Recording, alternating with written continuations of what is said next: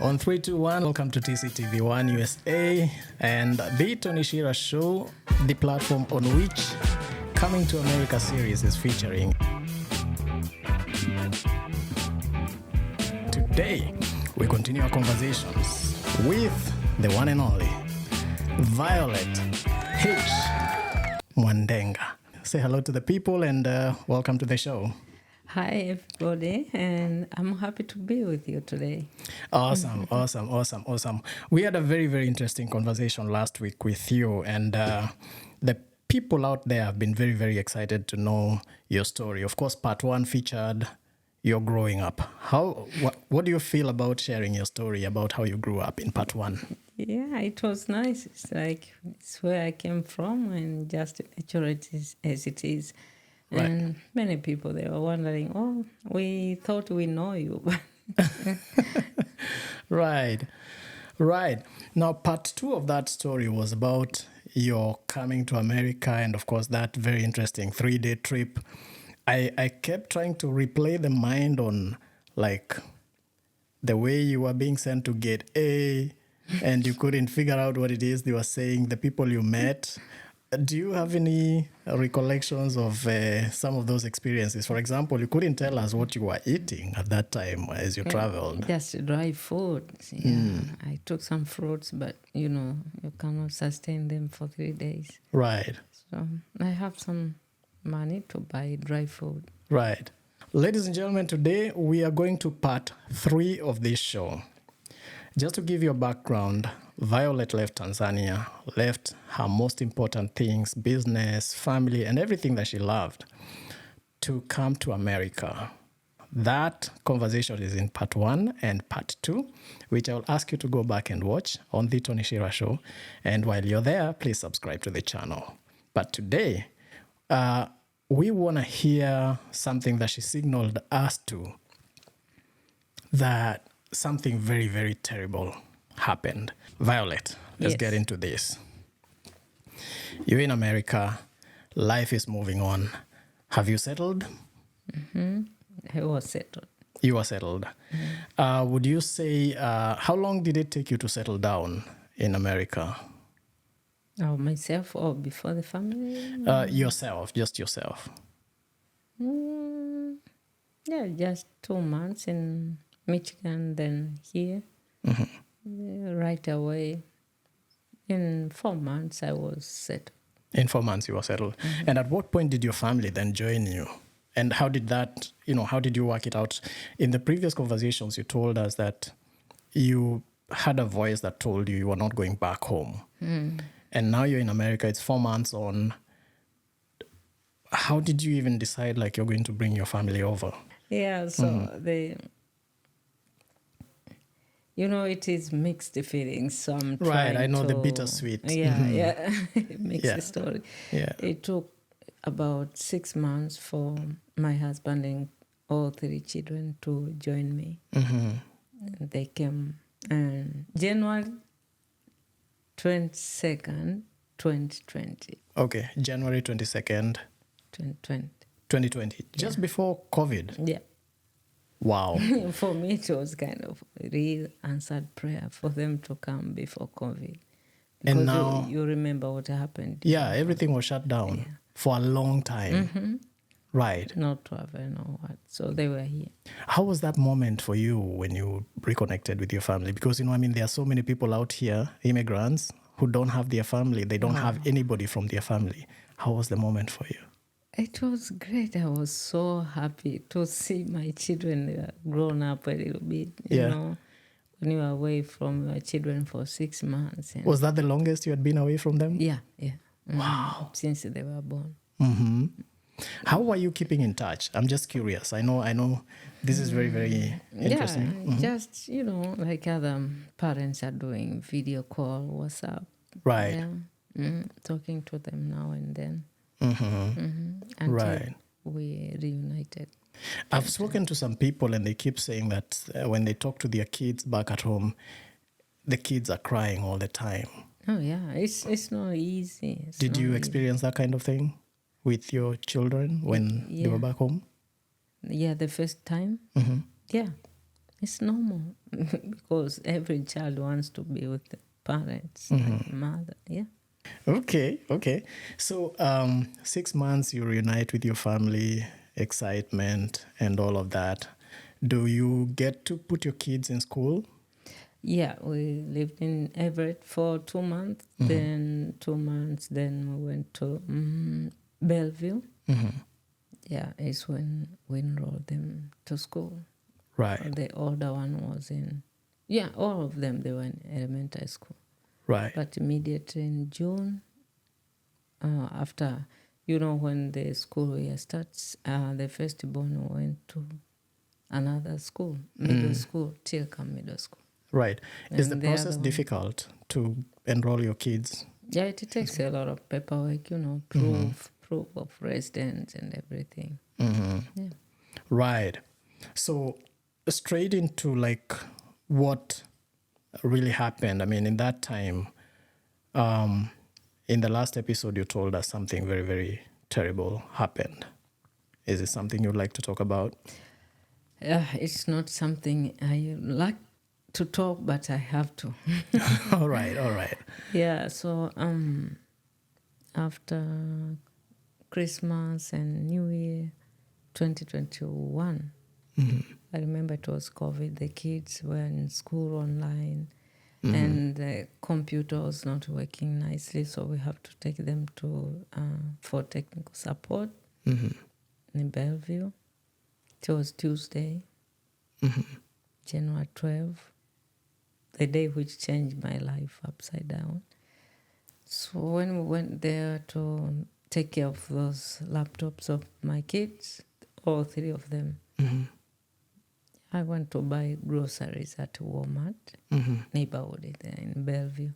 Right. Yeah, we agree, okay, he will pick me up after shopping. Right. Yeah, so I waited 1 hour, second hour, third hour. So you've already done your shopping. Yeah, Everything that you planned to buy, yeah. you're just waiting to be picked. And it was 2 carts because I bought a lot. We were 5. It was a big family. Oh yeah, shopping for 5 people. Yeah, and try to call. It's not answering a call. On the 4th hour, I say, what is going on? Do you mind telling us like what time of the day that was, maybe? Yeah, I went. It was around 1:30. Okay. Almost 2 when I started shopping. 2, 3, 4 p.m., 5 p.m. Then, intrusion back in my mind is like something is. You can feel if something bad is happening to you, you start feeling uneasy. I started feeling uneasy. What is going on? Yeah, because your calls are not going through. Yeah. It's the 4th hour since you going finished through, your shopping. but nobody's picking up. And later on, he say, "Oh yeah, I'll be there in 30 minutes." Then it took an hour. Then I said, "No, maybe they went where we were living before. Let me take Uber." So I took Uber with all my stuff to the house. When I just arrived to that house, checking my phone, I saw a message. He texted me, "I have gone to Africa with the children. What? Don't bother to call the police." I say, what? What? That's when I think I cried all the languages I know. I can imagine. I can just imagine because, I mean, you've been waiting for these many hours. I don't want You to had even a feeling remember. something is going wrong, and now you get this message. That is like taking life literally out of you. I can't imagine. It's hard. It was because things have changed. I have my children now. At least I can gain some, but it was hard. Right. It's like your children, your own children. It's part of you, part of me. Right. Do you understand? I get so you. One child, second, all 3 children to be taken away. It's like my life was shattered. My life was turned upside down, and I could not even carry bread. I can imagine all the strength is gone. Yeah, then I told the Uber driver, please take me to airport. I need to stop this. I have to stop this. But how? You know. So it was horrible that even the Uber driver was wondering what is going on today. So Did you even share with him what was happening? No, we just arrived there and I see the message. I was crying. So why are you crying? Right. Yeah. I cannot explain more.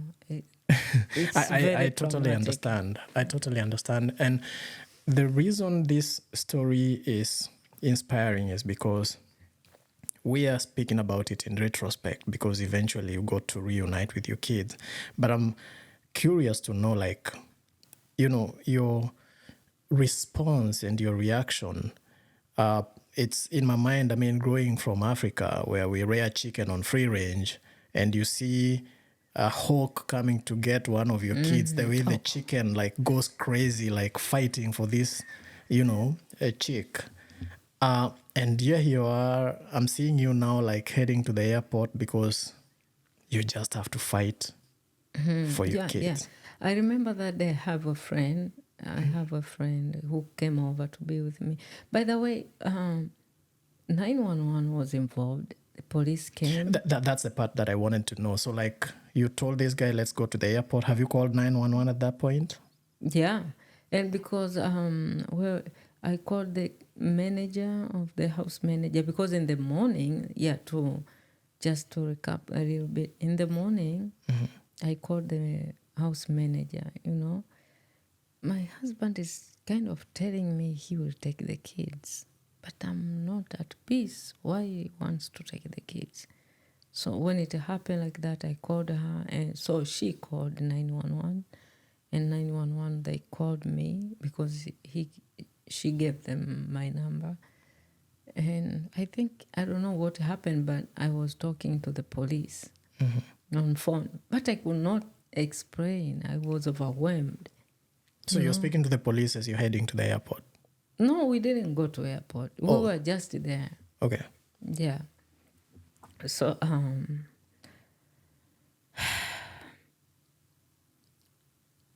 the police say, just stay there, and police are coming. So 3 police came, the cops, 3 of them. One was a lady, a female. So they helped me to unload from Uber driver all the groceries.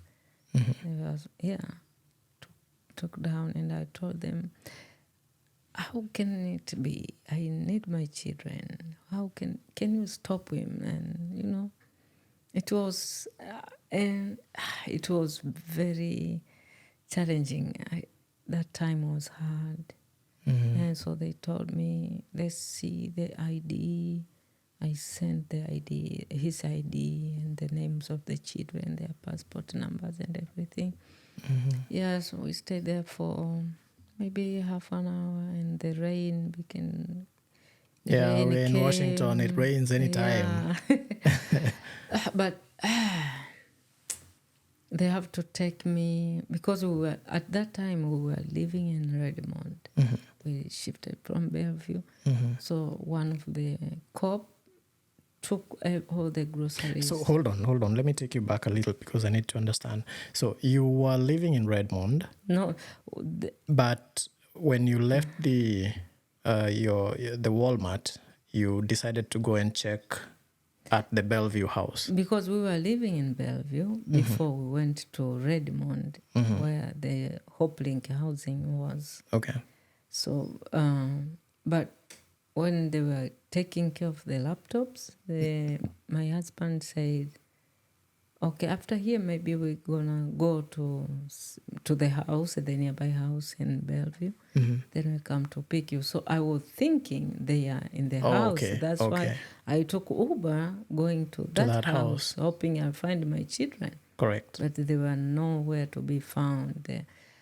And then the message came. The message came and the police came. The police at that time, they said, okay, let's take your groceries now. It's raining. So one of the cop, that's why whenever I see a cop, I see a police, I see it's like they're brothers and sisters to me. Right. Because they were with me in a very tough situation. They stood by you and they gave you the strength that you needed at that very moment. Not very much, but they, it was so deep. The wound was so deep that they helped me take the grocery to Redmond. On our way, I told the police, I said, you have power to go to my husband's email, right? Say, yes, but it's a breach of privacy. We cannot do that. Say, why don't you do that? You can check the email and see where they are. And he said, no. Guess what? I hope God heard what I was talking about. So when we went to Redmond and all the groceries were down there on the floor, a police from Redmond came over to take my statement and help me with the groceries and everything. So have you gotten into the house now? No, Are you already inside the house? I was not able to do that. I was so weak. I was out of strength, even to carry one bread. Right. So a police from Redmond came over, took all the groceries upstairs. We were living in second floor. And when we were there, he took a statement. So before the statement, did you look around the house to just see if there were things had they taken up the kids' stuff? Or? No, I was not having any strength to do that. No. So was there anything that showed that these people have left? Yeah, but he took few stuff, I think. Many of the things were there. Okay. Yeah, it's like a thief. You cannot park very freely. Right. And that's why I say it's like a thief.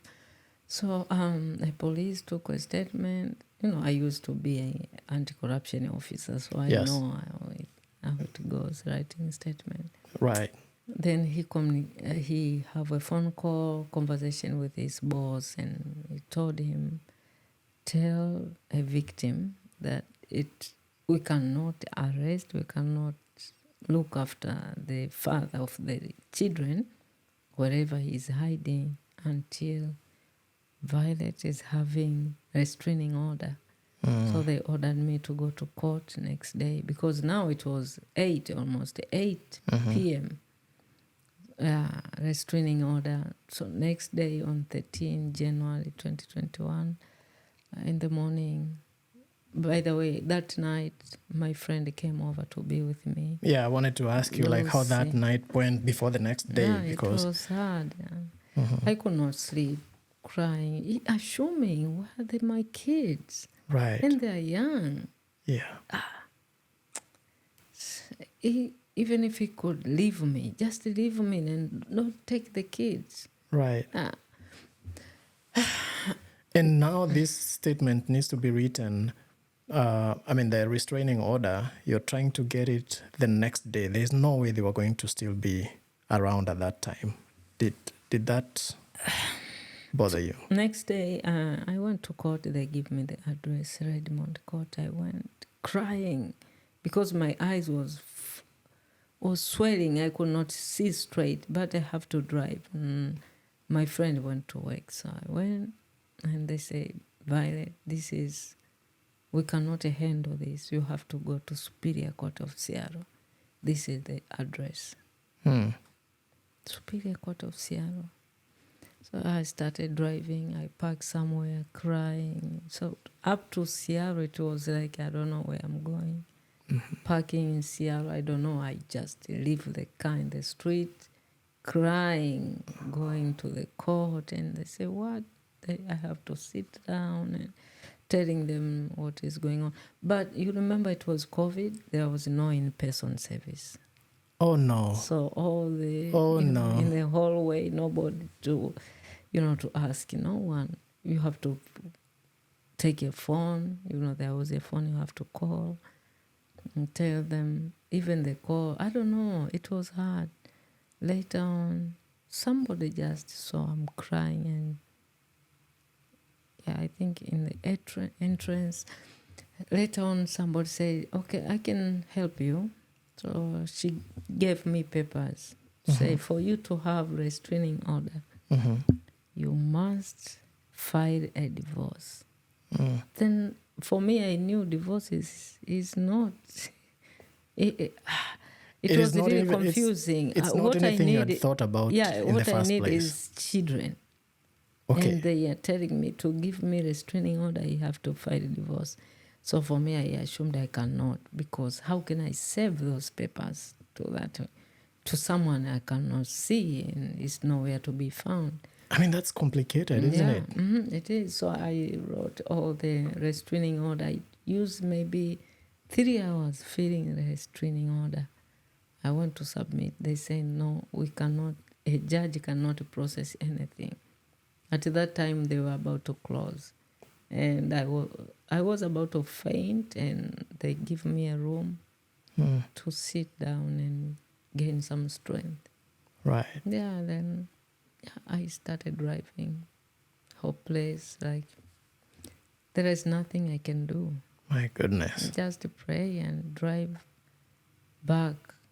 I'm so thankful I didn't have an accident. I'm honestly, like, you know, I've been listening to you and I'm on the edge here, because I'm imagining in that state of mind, even just being on the road is a very, very daring move. And I didn't sleep throughout the night. So the eyes were sweating. So it was only God who was helping me. Right. Because this is America. You cannot have people around all the time like how we used to be. And it was still in COVID Africa. time anyway. And it was COVID time. Stay home and other stuff. But I managed to go, and when I reached there, I could not eat. It was very traumatic. I can imagine. So in your mind, you're thinking moving forward, what are you looking at? That day I just stay there, let me sleep, because I was about to lose my mind. Let me sleep a little bit. And the phone call is a principal of my younger children. It's Violet, your husband just called me. They are boarding a plane to Africa. This is the next day? No, the same day I'm coming from court. Wait, okay, so they on were the day Tuesday, the kids were taken, it was Tuesday. Is on Tuesday. You go through the whole night. Yeah, and the next day to court and everything. I think the Tuesday they took the COVID test, because you cannot fly without testing COVID. So next day, then they left the country. So when he was going to board with the kids, he called the principal. I'm going to Africa with my children. How about your wife? No, I was just informing you. So he called me. So the principal told you that you got a call from your husband and... Yeah, they're boarding now. And I cried all languages. And no, that is... I cannot explain. You know what I thought? I thought that the day that the kids were taken is the same day that they left. No. You remember COVID. You cannot fly without having a negative test. Right. Negative results. Yeah. Yeah. But you didn't know where they were at that time. Yeah. Even that night, we went to airport talking to police. Oh, you did? Yeah. I went with my friend to airport around 11, 12 minutes at night. We were in the airport looking up and down if they are somewhere, but no. Yeah, that's... And that is so blindly, you're just walking my children, out there. They told me, Mom, we were hidden in a hotel near the airport. Oh, and okay. I knew later when they were in Tanzania already. Right. So the principal tells you this, and now you know that these people have left. Yeah. How do you... decide on what to do in terms of like taking the next steps now to even like, because the beauty around this particular conversation is that you eventually got the children. Let's just put that out there, and start looking at the process of how now you actually managed to get the kids back. If you know, there are miracles.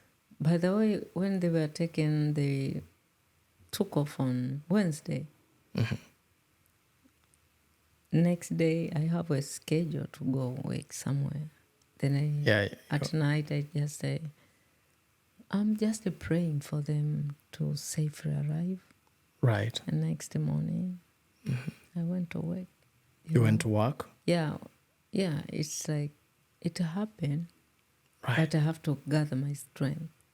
Right. Yeah, I cannot stay here crying. Yeah, it's easy to just stay in the very uncomfortable and complaining. I didn't complain. I went to work and having a little smile from very far just to attend a client. But when I'm telling a client I'm going to the bathroom, but I got to cry in the bathroom. Oh my goodness. Shed my tears and come to attend a client one-on-one as a caregiver. Right. So after that, HopeLink, they were informed, they knew what is going on. So they were checking on me. And even the school, social workers from school, they were calling me to check how I'm doing.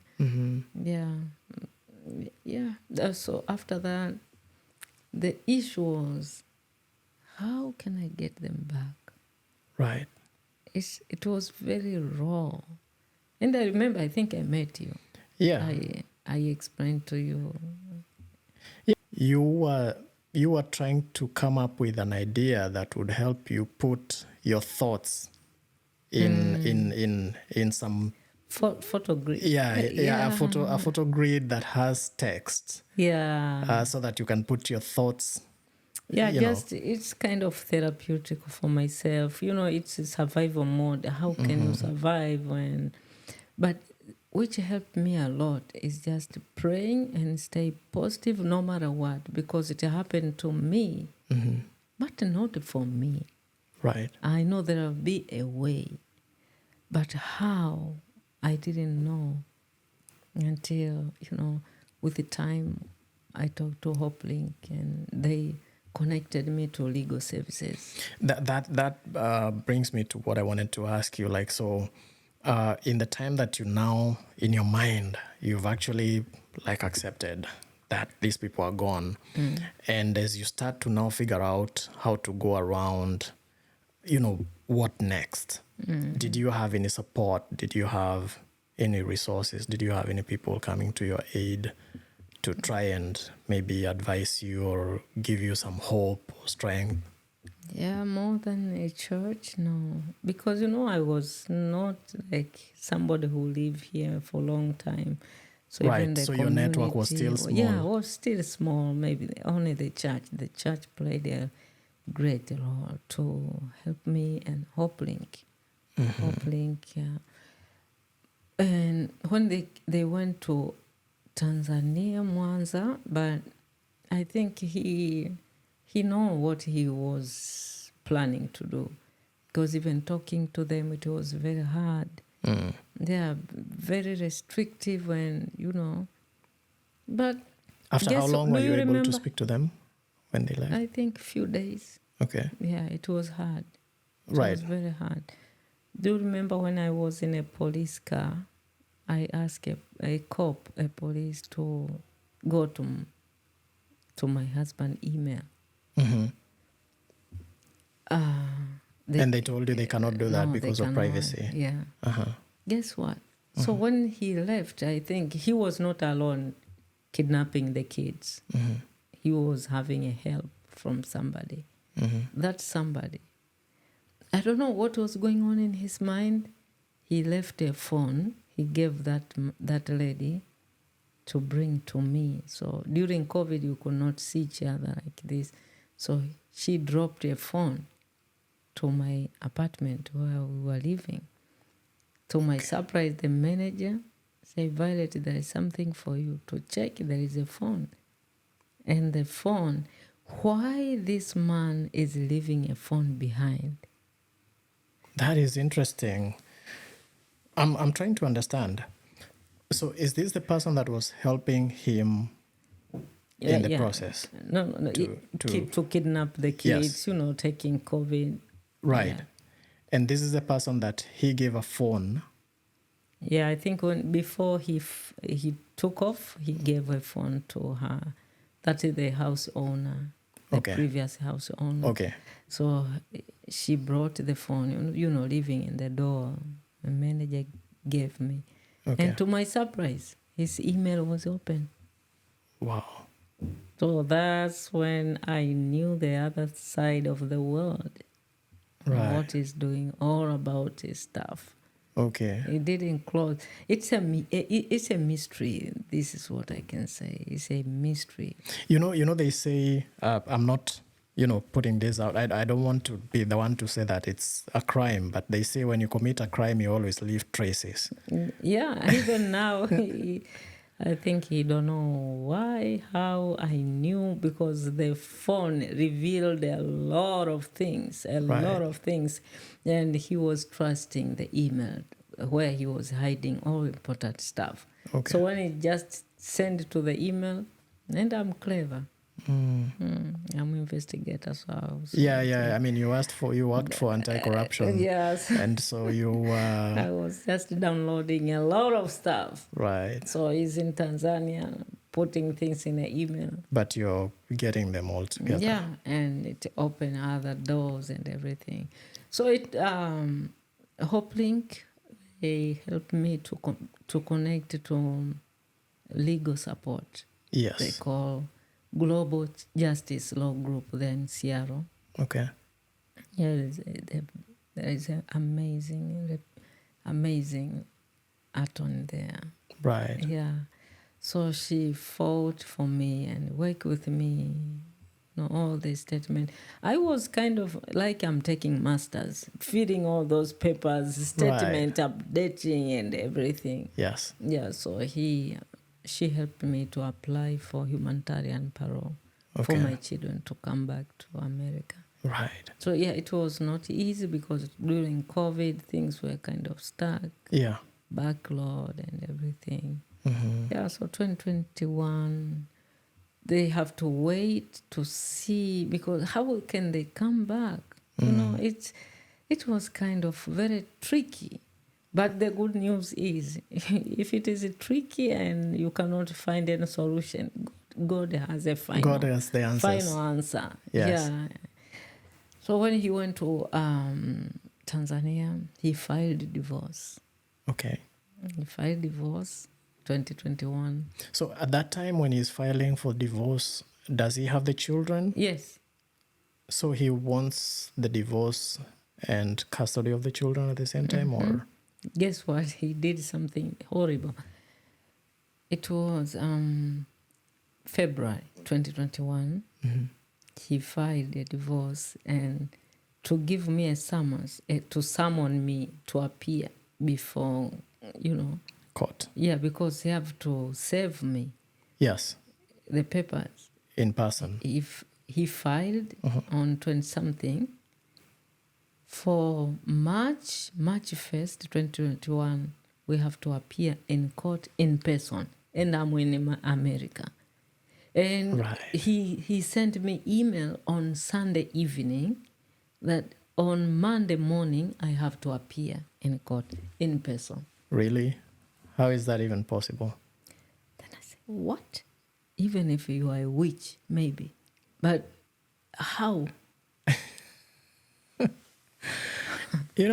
I'm just thinking about that moment. Okay, so you've already been going through the turmoil of not having your kids with you, and then all of a sudden... Divorce. There's a divorce. Mm-hmm. You cannot even talk to your kids, and their papers. And so filing a divorce, giving me to summon me on Sunday. To appear in court in Tanzania. To appear in court on in Monday. Mwanza, Ilemela on Monday, 8:30. But I'm thankful God is having a final say. Mm-hmm. I wrote a letter and called my sister who was in Shinyanga, Tanzania, have to take a bus during the night so that in the morning she can appear before court on my behalf with my letter, with my signature, because I told the magistrate, this is crazy. The truth is this and this. So yeah, my sister went there to represent me with So a when letter. did you write the letter and how did you I get it?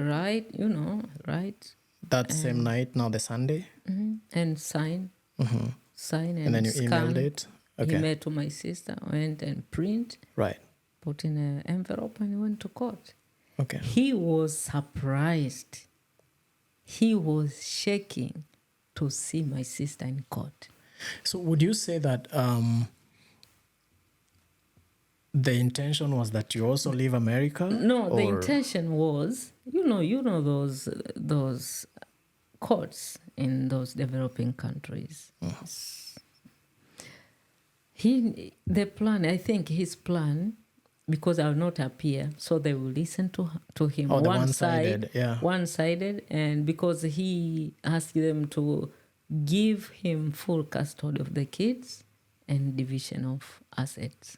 Yeah, so because they have the children, so he needed the children to be his own by legal, because he know I'm in America and I cannot come back, and Right. he was wrong. Yeah, because I'm assuming, I mean, there would have to be some mentions, listening to the case and considerations before it is determined. It wouldn't be determined in the first instance, right? Yeah, but he knew but you don't know what he talked about Right. with a magistrate, you know. Okay. Yeah, well, as you say, Yeah, anything it's could like be anything can be possible. in those It's not developing like countries, here yeah. in America that you can talk to, and no, I don't know, but because you are asking yourself, how comes you are giving your wife, you summon on Sunday for her to appear in court in person from America, going to Tanzania next day. At 8:30 in the morning. Yeah, guess what? I was the first one to be called. Right. Yeah, I was the first one to be. So I think it was kind of a syndicate, so that they call a name, nobody will appear, no show, judgment, these are your Case kids closed. and everything, case closed. It was not. Right. Oh, no. So what happened? Did your sister manage to get any? Oh, yeah. That was Your letter honored? Very strong letter. Yeah. Okay. Said don't. And because this is, lower court, I need this case to go to district court so that I may employ a lawyer. Those primary courts, they don't allow advocate. Okay. Yeah. So the process, and he was, because he came and he was running out of words. It's like, yeah, no way. Yeah. And so he tried to reach out to me. Can we just talk? I said, no talk. You began this. No, the journey have already started. Let's keep on sailing. Right. Yeah. Can we negotiate out of the court? Nope. We stay in the court until justice is done. Why did you take that direction? Didn't you fear that the court might just grant him the children now that he had the children with him? No. I don't have a right. I'm a mother. Yes. He's a father. And you cannot trick just out of blue, trick. But you remember, I have been in court doing all my job, Right. as anti-corruption officer. So I was not like a dumb person. I don't know the law. I know the law, but sometimes the law is there, but there is something which is making people blind. They cannot see, they cannot issue the justice. But I have seen how my case was handled. Yeah, it was transferred to Ilemela Court, and the father of the kids, he could not take care of my kids. He gave to another woman. I Oh. say, what? Another woman? Then I filed a new case, juvenile case. Yeah, because... You know, you just introduced a new twist into this whole conversation. So he's seeking divorce and custody for your kids. Yes. But then he already cannot take care of these kids. No. He has handed them over to another woman. Third part. Was that like a hired caregiver or No, I don't know. It's just maybe they go together to a friend? church. It's not. Maybe. It's just a lady, and it's not the one they are living together now. No. Okay. It's just was a church member. Yeah. But why? So you knew about this as the case? I was talking to the kids when they go to school. Oh, okay. I was using okay. teachers. Okay. That's why when you are fighting this kind of battle, you don't know. And when you are in a very challenging situation like that, it's like things are falling apart. They really fall apart. You don't find anyone to be on your side, even relative or friends. But I'm thankful the teachers, they could collaborate with me. Sometimes he would threaten them, why you connect my kids with their mother. Yeah, they get themselves in trouble. But that's when my kids, I knew they are not living with their father. Okay. Then I have to file a juvenile case for my kids to come back to me. Why? Yeah, because why should they be living with someone else? Yeah, and anyway? they are not with their father. Right. Yeah, they are not with the father. They are not with you. Why should that be the case? And my daughter was about to commit suicide. Oh my goodness. Yeah, because she cannot see a father, she cannot see a mother. That is unfortunate. That's so Yeah, I just traumatic. noticed that. Yeah, like so my attorney was working on that, and one day, say Violet, a magistrate wants 5,000 Tanzanian shillings to give you a custody. You know, corruption, I don't know, is bribe and everything. Oh, so the 5,000 is like a magistrate is asking for a bribe. Yeah. Then I say, oh, okay. Yeah, what I need is my children. Yeah. So prepare. Oh, prepare. But I know I fear God. And I was an anti-corruption officer. I'm getting curious. It was hard. So it's like you are in the middle. You know, it needs micro-integrity. Right. You need the kids. And they are mine. And I have to pay 5,000. It was confusing. I'm not saying I could not pay, but integrity-wise, I said, nope, I will not. I know God is not allowing this stuff. Wow. Yeah, and for me, corruption is like other It's a sins. no. So I cannot. So they played, they are playing, they were kind of postponing. So you declined to pay the 5,000 Yeah. and now they are frustrating you. Yeah, it's kind of postponing. They are not giving judgment and everything. What? I know my right. When you know your right and you stand for it, I contacted a judge. So this is what is going on. And I explained everything. I could not hide because I was having pain and I was explaining while I'm crying. Yeah. Yeah, and it was a mess, but a mess turned to be a message. That judge, I respect, is having integrity and he knows the rule of law. He allowed these things to take place according to the law. Right. Give judgment. So they gave it. Yeah, it was not, it was tough on that side. Yeah, it was tough. Why you do this? Why? So at that time, has the divorce case been determined? No, it was kind of pending. Just Right. yeah. So now it's the there. juvenile case that is being prosecuted. Yeah. Right. Process. So they gave me full custody. They gave the judgment and full custody to me. Okay. He was given 30 days to surrender the kids to my side. He refused, but he appealed to the High Court. Okay. And guess what? The High Court is where the judge is. And because all the crooked things and everything which was involved, I think he put that case to himself. So he the one, and the case is in a Google. If you can Google my name and his name, it is there. Wow. Yeah, Google, if you Google, they put everything in internet. Right. You see everything. Yeah, so by 21st October 2021 is when the judge gave the full custody. The judgment was in my favor. Now from the higher court. Yeah, High Court of Tanzania. Mm-hmm. Yeah, it gave me full custody. Now you're getting custody of the kids, but you're in America. So that was an issue. How I have a custody. So my sister took the kids.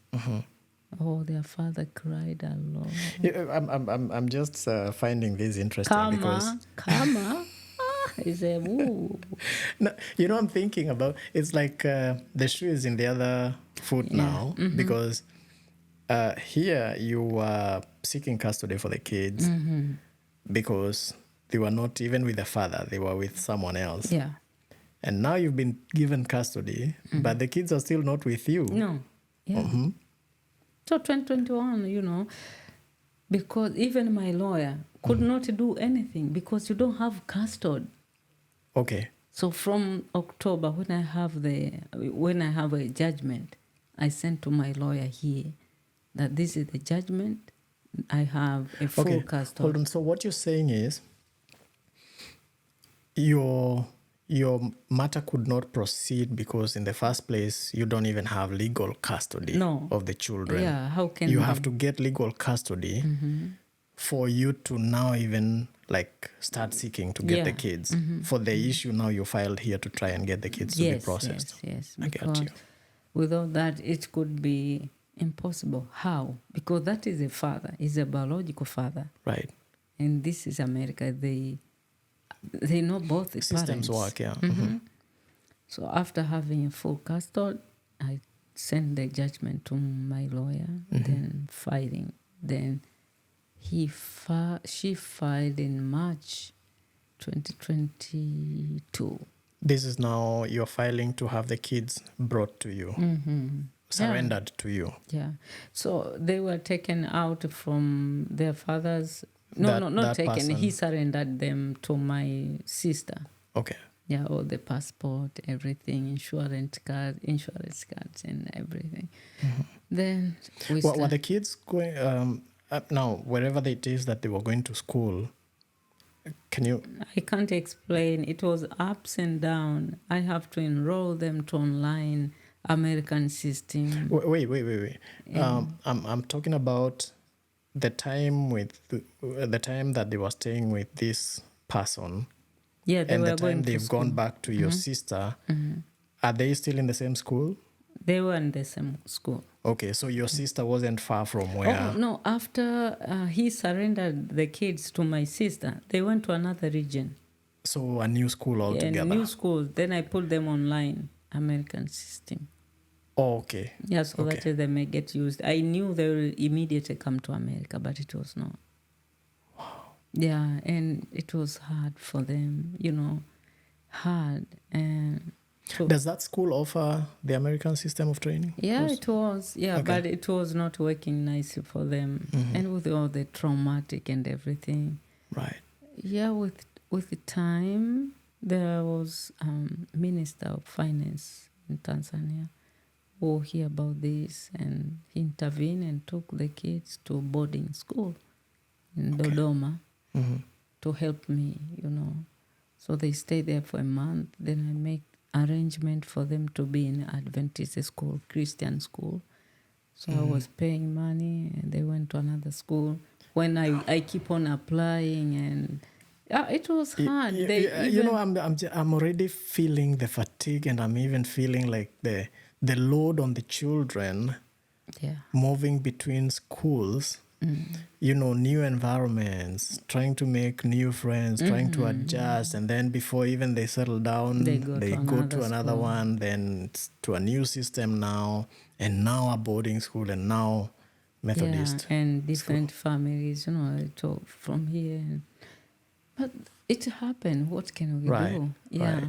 And it took time waiting here and backlog, COVID and everything is kind of, nothing is moving. When I check my case, it's just not moving. Not moving. It's the same. And 2022, I remember it was Saturday morning. I can't sleep. My children, 2022, how I'm praying, yes, I'm praying, but things are not moving. Guess what? I say, after praying for my God, you come to the point when you're in a point of no return. That's where I was. One of the Saturday morning, early in the morning. Just how to keep in touch with the President of the United States. Okay. I took my laptop and write at the White House. I can't sleep. My name is Take us slowly, Violet. One Saturday morning, you wake up and decide, I'm speaking to the President of the United States of America. What can I do? Because I have reached to the end. Do you understand? The waiting was too long. Right. I contacted a congresswoman in my area. They were trying to push. Then now, how? Where do you get all these ideas? To speak to the congresswoman, I'm fearless. What I need is my children. That's all. That's all. I need my children. So I wrote a letter and they say, okay, we have a lot of challenges, but we'll take care of this. It went to the migration, they sent me a letter. And Violet, we received a letter from President of the United States and reference number. Those days I didn't change my name yet. My name was Hobokela Mwandenga. Yeah, and they gave me direction and hope. By January 2023, then I see things were moving. Right. All these officer has been signed. It goes. Things are moving. Right. Things are moving. February. So this is about the parole now. Yeah, humanitarian parole. Yes. Yeah. By end of March, out of blue, I just see in the email, case closed, granted. Wow. The kids have to go just take fingerprints and come to America. Right. It's when I called you. Yes. Oh. I remember that call. I mean, you were so excited, and I was so excited as well. Oh, yeah. That the kids are coming back. After a long time. I know I cannot speak for you, but there is a hope beyond the tunnel. It was not easy, but yeah, I remember how excited you were, and of course on the day that we went to the airport, I hope. I came with my cameras, and I hope I can at some point, get to show the people, you. It's like giving birth twice.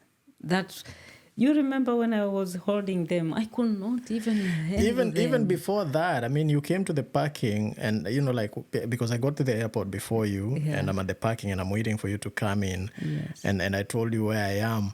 You're running out of the car. You just want to run to. Yeah, just it means you were kind of interviewing me. It's like, Tony, you make me late, and Oh, that day, and I was very thankful to see all people who came to support me. Yeah, of course.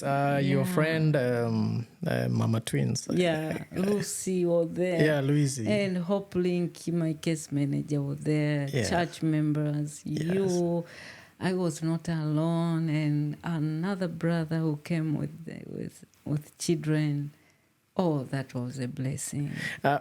Before the arrival of these kids, I'm interested. Oh, even to know, how to inform them. They were about to faint. Yeah, that. How was that moment? How did you even do it? I have the picture. I have the pictures when I told them,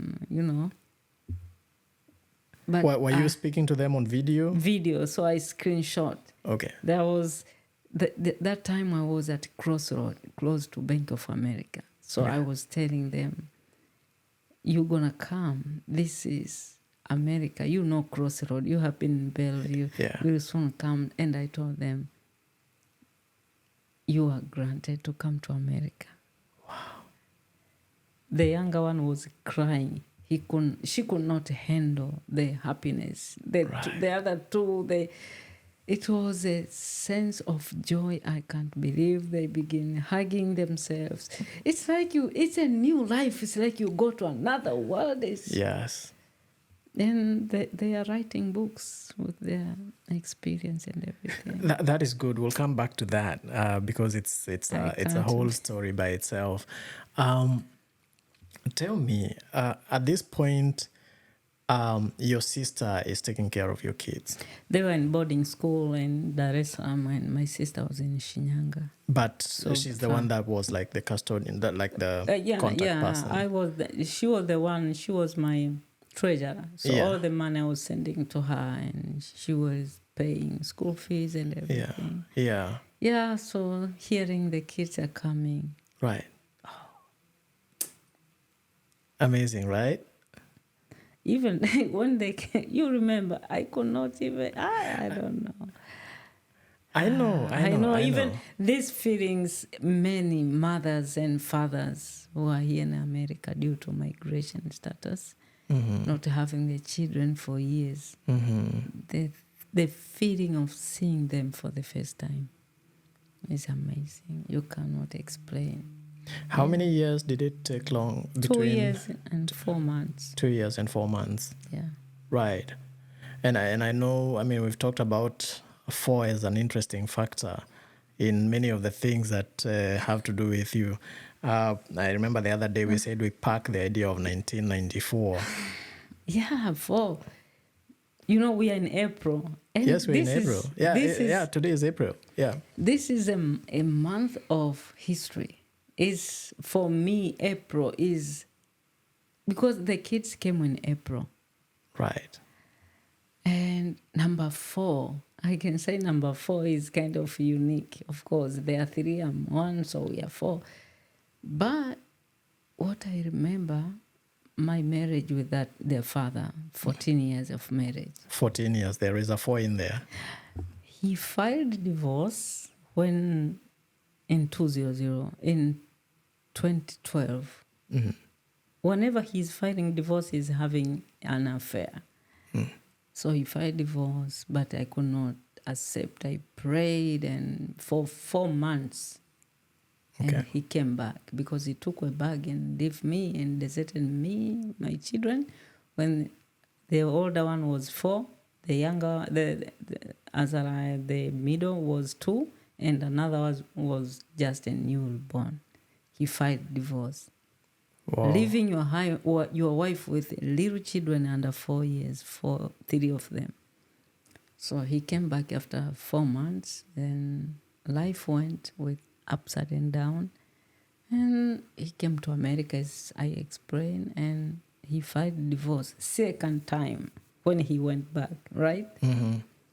And then the divorce went, and in December, the same year, he withdrew the case. Let's live the way we are. How? Because he is having another woman. Okay. So he withdrew the case from the court. So for me, I could not file because the kids were not here. Right. It was very dangerous to file divorce when my kids were still in Tanzania. In Tanzania. Yeah. So I waited until they come. They came last year in April. It's 1 year. 1 year. It's It's almost an anniversary. So in May, I filed divorce there in Tanzania for the third time. You see, the same marriage, he filed it twice, so I filed for the first time. Right. And I don't know those courts. Me, I believe they gave me right and full custody from High Court, but I don't know what is going on with the Divorce district case. courts. Yeah, yeah. But from June, May, June, July, they are not giving any judgment. Okay. August, September, October, November 1st, my case was dismissed. How can they dismiss my case? Your divorce case was dismissed? Yes. Your application was dismissed? Yes. They want me to appear in person. In Tanzania? Because he know my status, I cannot go. Right. So he did that. And I know what the game they are playing, I understand. I have been there. I know. Right. Then I said, okay. Then I'll find a way out. Then this month, some things will be finalized from this side. Right. So one marriage, fighting 4 times. Oh my goodness, that is so energy journey. sapping. My mind keeps going back to that point where he filed a divorce and you did not accept. You decided to pray about it. And he got back. After 4 months. Yeah.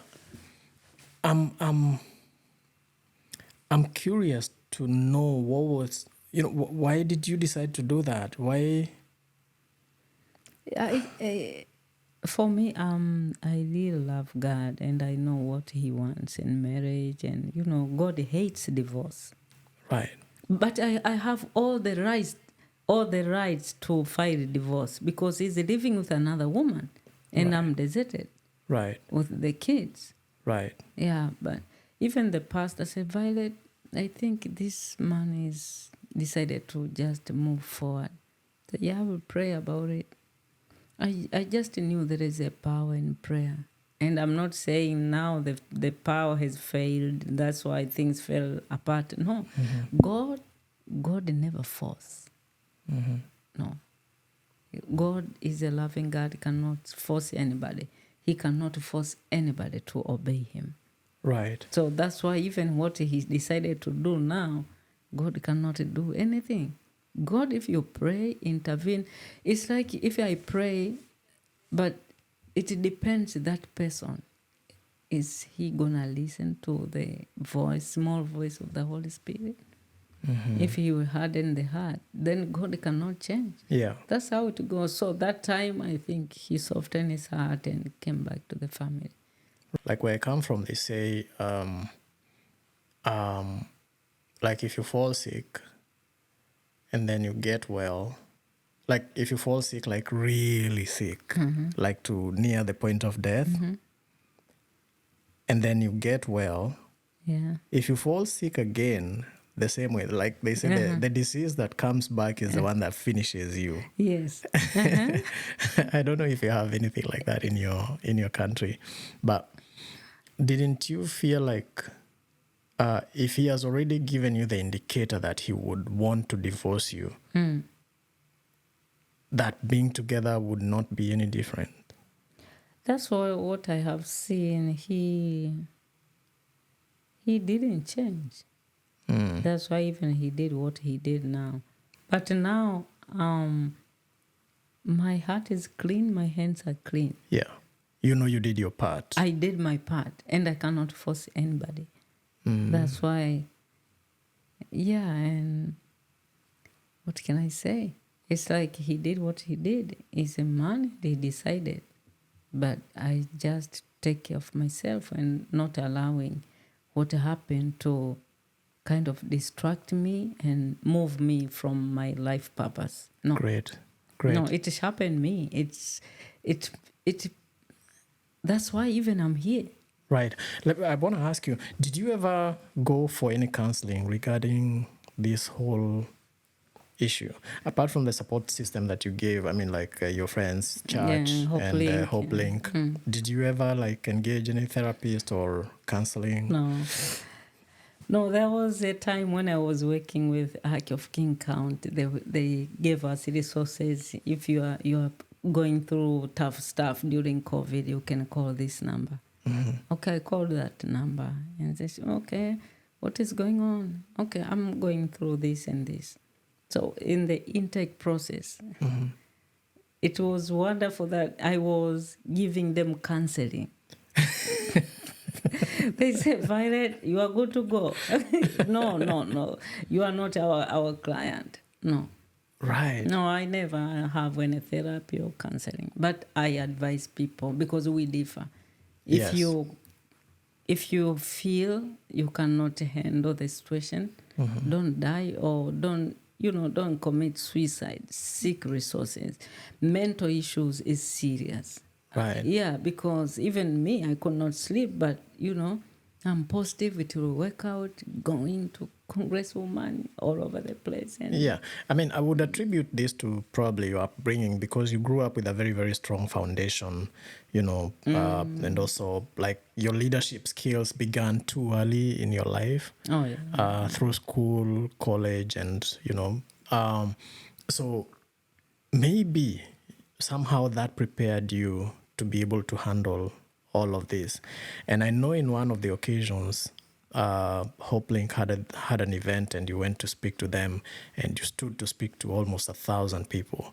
Yeah, I remember. Can you tell us about that? Yeah, there is a spirit in me which is, it will work out. Yeah, since I was young and set up, this will work out no matter what. I'm just a positive person since I was a child. So when this happened, I fought the battle, but I'm not like stopping crying. Yeah, Right. I'm a human being, but I'm very positive no matter what. That's how even HopeLink, when they have luncheon in 2022, they called me to share my story. It's a success story. And that was my first time to give a speech in front of 1,622 invited guests. 1,622 guests. Yeah, that's why. Yeah, HopeLink, so a day before the event, we went there for practice, rehearsal. And it's big, So hold on a second. So at this point, had the kids come? No. And I But told, you had just been, had you been granted the parole? No. So you actually went to speak to the people about hope. Yes. And I was... That's interesting. So it's HopeLink, and you're hanging on hope, and you actually go to speak to people about hope. Even when I'm hearing the speech, even when I see myself, I was not shaking like, in front of people. No. By the way, I'm people's person. I'm courageous. Because, when you pray, whatever religion you have, if you have faith makes things possible. Right. That's why even when I stood up at a HopeLink luncheon 2022, right, I say, I believe my children will come back. And I'm not distracted. I know myself. I'm unstoppable. I remember the speech. Yes. And I think at the end I say, people, they may say, wow, wait a minute, Violet, you are very positive. And say, yeah, that's how I am. I'm just natural like that. I thank God. But during my speech, there was a time, as a mother, sharing, to be vulnerable, sharing it's like sharing part of your own wound. Absolutely. Even this particular interview, I mean, I can assure you there are very many people who would not have the strength to even speak about that kind of a past, Yeah, it was hard. There was a time here I was not feeling, it's like I was having goosebumps, Yeah, so I was very courageous, and that was my first time to see standing ovation, and people are in tears. I don't know. And one of my friend, my sister in Bellevue said, you know, people of Bellevue, they are not standing up, just standing up. They don't just stand up. No. Then I say, yeah, that is a story and that is a reality. How HopeLink is touching people's lives, and they touched me. Right. Yeah, and it depends. Even if you get help, when you know yourself, you know your value, you know what you have. Because this is what I trust. Right. There is no end. And this is superior country. You can have a superior plan and you can achieve it. Because it's not like where we are coming from. Yeah, if you have a right plan, you have a right mindset, positive, you'll make it. So I was very positive and I make many friends. And I have my friend, I made a friend there. Her name was Noya. Okay. And she said, Violet, I was going out after finishing everything, you know, taking my car, ready to go. But the Holy Spirit told me, go back. When I went back, okay, hugging people, Violet, we are very I can imagine so many people want to speak to you at that point. Yeah, and we are praying for you and everything. This lady come with a friend, Violet, you touched me, give me your number. And guess what? She's my friend. She have undergone domestic violence, and I was there to stand for her. Oh, my goodness. And I appeared in court with her. It's like in this life, God is allowing you to go through a very tough situation to be a strength to someone who will be undergoing the same or similar situation. That's how it goes. It's like somebody who is fighting to overcome smoking. It is easy to help somebody who is to get rid of smoking. It's like sometimes we are just, we pass through life's trials. It's not just for you. It's just encouragement for somebody. You know, we are here. We are very unique. Everybody's unique. Even the experience, the names, everything is unique. So your uniqueness is your superpower. So when I shared my story and put myself vulnerable in front of people, it connected to her story. Yeah, later and she found at that time when I was giving a speech, she was okay with her husband, and she was showing me pictures. But later things fell apart. Even today I was chatting with her. She is my friend. You know, it's because I shared my story. I was not fearful to share my story because who knows if I'll be silent with my story and the other people will get lost or they'll be discouraged. Yeah. That's why. I'm imagining through this whole experience, which we are calling the unique journey, the whole experience exposed you to so much challenges that every step of the way you had to keep coming up with solution and finding solutions such that you became a whole package of solutions.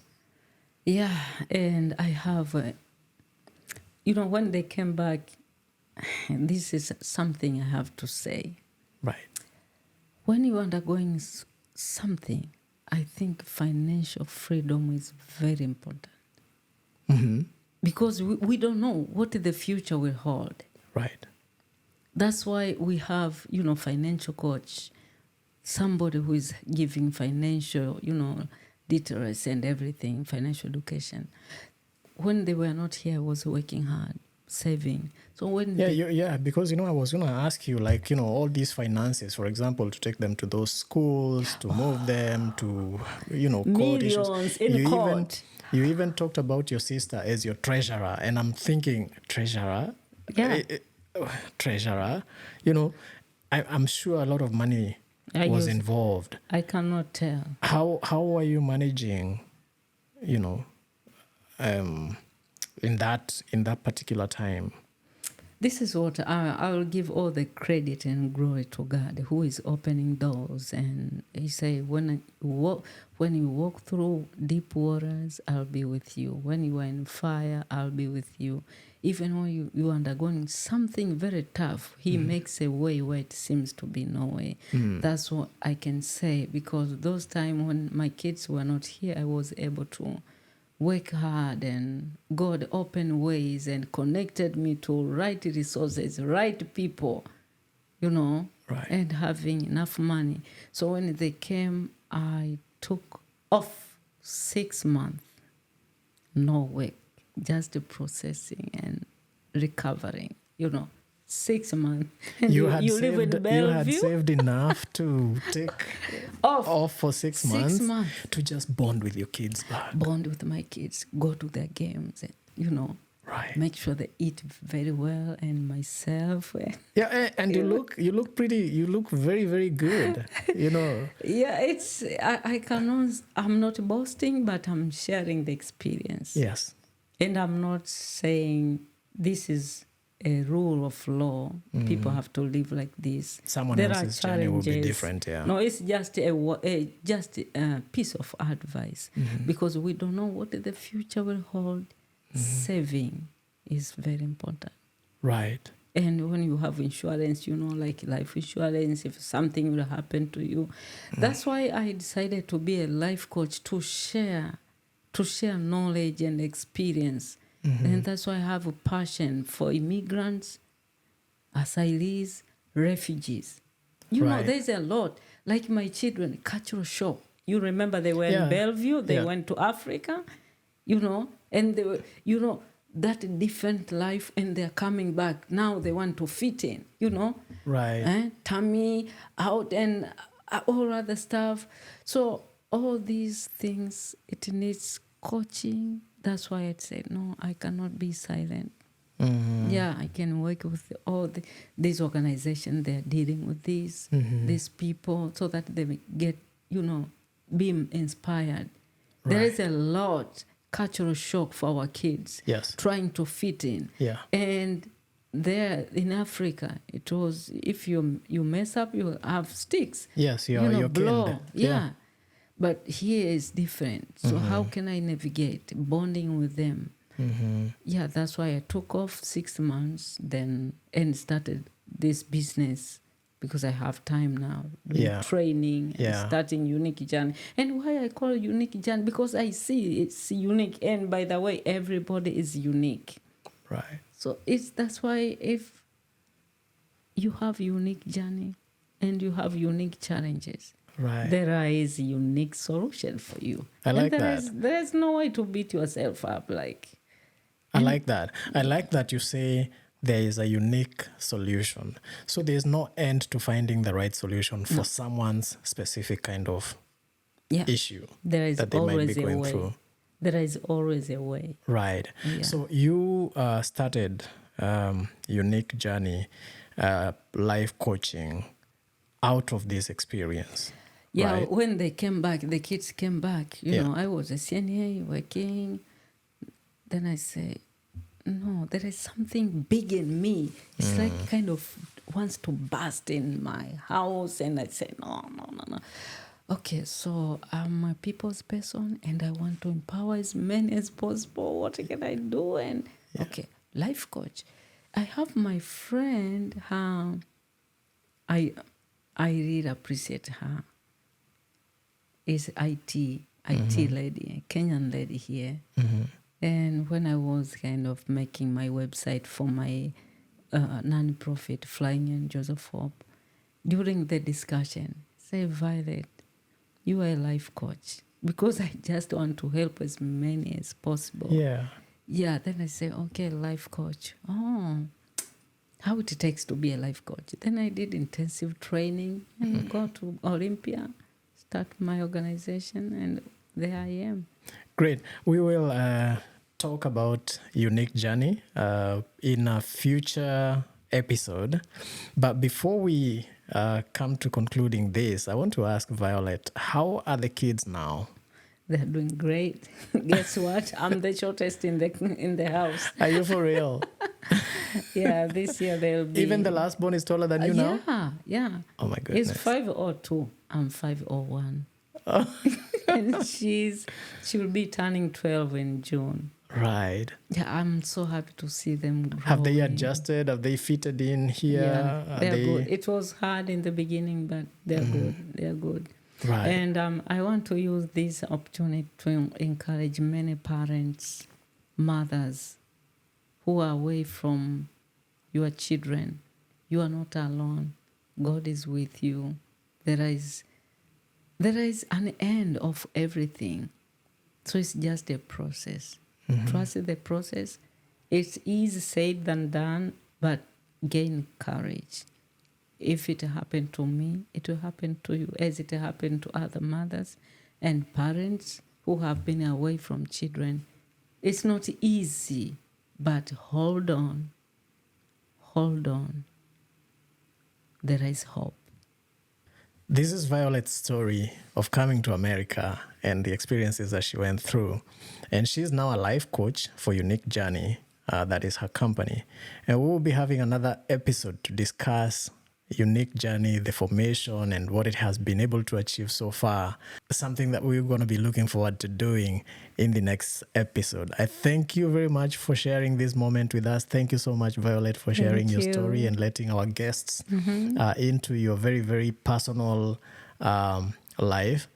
And just to encourage people that are out there going through like some of these things that, you know, for you, it wasn't even easy because some of us, we are away from our kids because of our status. Yeah.